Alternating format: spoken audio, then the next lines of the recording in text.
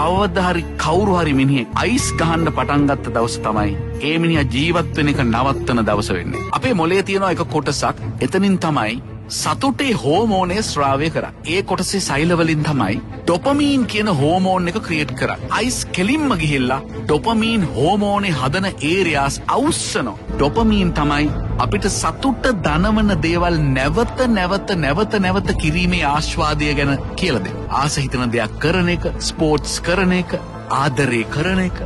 යම්කිසි ක්‍රියාවකින් ඩොපමීන් එනවා නම් අපේ ඇඟ අපිට නිතරම කියනවා, අපේ මොළේ නිතරම කියනවා, ඒ ඩොපමීන් එන වැඩේ ආයි කරන්න බබා. මේ ක්‍රිස්ටල් මෙත් එකෙන් මොළේ තියෙන ඩොපමීන් ස්‍රාවය කරන සෛල අවුස්සනවා. මොළේ ජීවිත කාලයටම හදපු නැති ඩොපමීන් ප්‍රමාණයක් එක මොහොතේ හදනවා. මේවා සිස්ටම් එකට ආපු ගමන් පුදුම ප්‍රීතියක් දැනනවලු, පුදුම ආතල්ලක් දැනනවලු, මහන්සිය දැනෙන්නේ නැහැලු. කික් එක ඉස්සිලා ගැස්සිලා වික්ෂිප්ත වෙලා පුදුම වෙලා එන ඕන දෙයක් පැය ගණන් දවස් ගණන් කරන්න පුළුවන්. මේක හරියට වැඩවසම් යුගයේ මරව වැඩ ගන්නවා වගේ මොලේ ටික දවසක් ගියාට පස්සේ මේ සෛල වලට මහන්සි කාලයක් යද්දී ස්වභාවික යාන්ත්‍රණයෙන් ඩොපමීන් හදන එක නවතිනවා. දැන් වැඩ කරන්නේ කිමිකල් එකට විතරයි. තවදුරටත් ස්වභාවික යාන්ත්‍රණය යටතේ ඩොපමීන් හදාගන්න මේ සෛල වලට බැරි වෙනවා. අයිස් ටිකක් ගැහුවොත් විතරක් අමාරුවෙන් ඩොපමීන් කොහොම හරි ටිකක් හදනවා. ඒවා වැඩ කරන්නේ තවදුරටත් කිමිකල් වලට විතරමයි. ඒ දුක නිසායි මේකට ඇබ්බැහි වෙච්ච මිනිහෙක් ආපහු ඒක ඉල්ලන්නේ නැතුව අයිස් වලට තියෙන ආසාවක් හින්දා නෙමෙයි.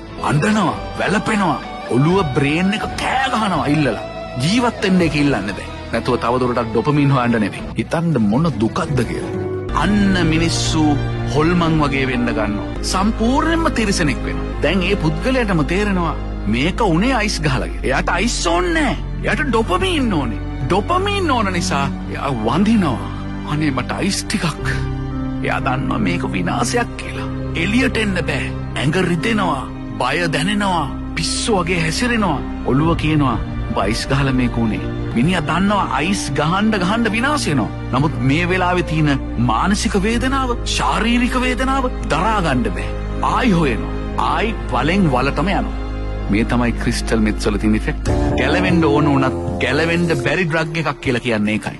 ඉන්ග්‍රීඩියන්ට්ස් එක ගැන හිතුවාමත් ඇති. පෝර හදන්න පාවිච්චි කරන කෙමිකල් එකක්, ටොයිලට් සුද්ධ කරන්න පාවිච්චි කරන සැර කෙමිකල් එකක්, බැටරි හදන්න පාවිච්චි කරන ඉන්ග්‍රීඩියන්ට් එකක්, ෆයර්වර්ක්ස් හදන්න පාවිච්චි කරන එකක්, තින්තවල දුෂ්ටාවිතාවය අඩු කරන්න පාවිච්චි කරන එකක්, ගම් හදන්න පාවිච්චි කරන කෙමිකල් එකක්, කාර් බැටරි වලට දාන ඇසිඩ් එක.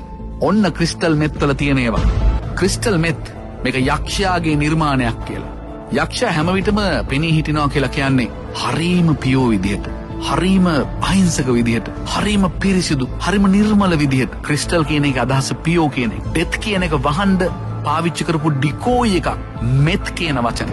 එතකොට ක්‍රිස්ටල් මෙත් කියන්නේ ගණන් හදලා බැලුවොත් පියෝ ඩෙත්. අපේ දරුවෙක් දෙන්න වැටෙන්න ඕනේ නැහැ.